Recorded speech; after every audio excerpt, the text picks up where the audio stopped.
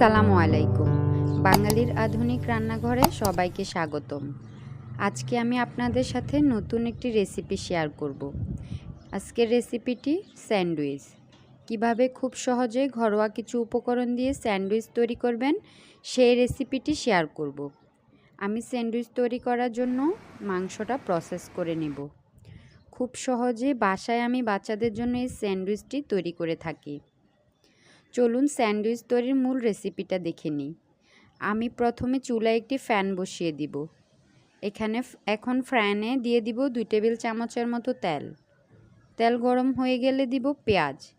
এখানে আমি মাঝারি সাইজের একটি পেঁয়াজ স্লাইস করে কেটে নিয়েছি।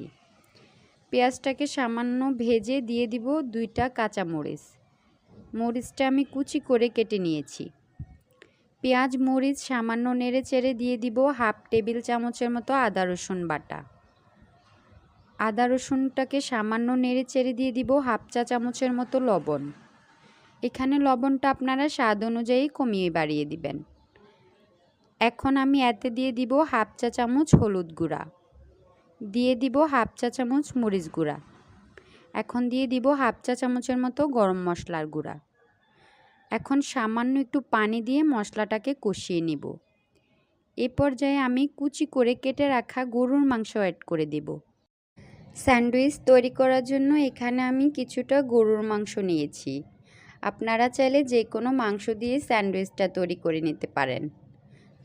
চুলার আঁচ মিডিয়ামে রেখে আমি মাংসটা রেডি করে নেব। আমি 10 মিনিটের মতো মাংসটা রান্না করে নিয়েছি। দেখুন আমার স্যান্ডউইচের জন্য মাংস রেডি হয়ে গিয়েছে। এখন আমি পাউরুটিটা সেট করে নেব। এ পর্যায়ে আমি পাউরুটির মধ্যে কিছুটা স্লাইস করে কেটে রাখা শসা, টমেটো, কাঁচামরিচ দিয়ে দিলাম। এখন এতে রেডি করা মাংসটা দিয়ে দিব। মাংসের মধ্যে আমি কিছুটা মেয়োনিজ অ্যাড করে নিয়েছি। স্বাস্থ্যকর ও ঘরোয়া পদ্ধতিতে কিভাবে আমি বাসায় মেয়োনিজ তৈরি করি তার একটি ভিডিও আমার চ্যানেলে দেওয়া থাকবে। আপনারা চাইলে ভিডিওটি দেখে নিতে পারেন। আমি একটা প্যানে সামান্য একটু তেল দিয়ে টিস্যু পেপার দিয়ে প্যানটা মুছে নিলাম। এখন আমি পাউরুটিটা প্যানে দিয়ে দিব। পাউরুটির একটা সাইড হয়ে আসলে অন্য সাইডটা উল্টে দিলাম।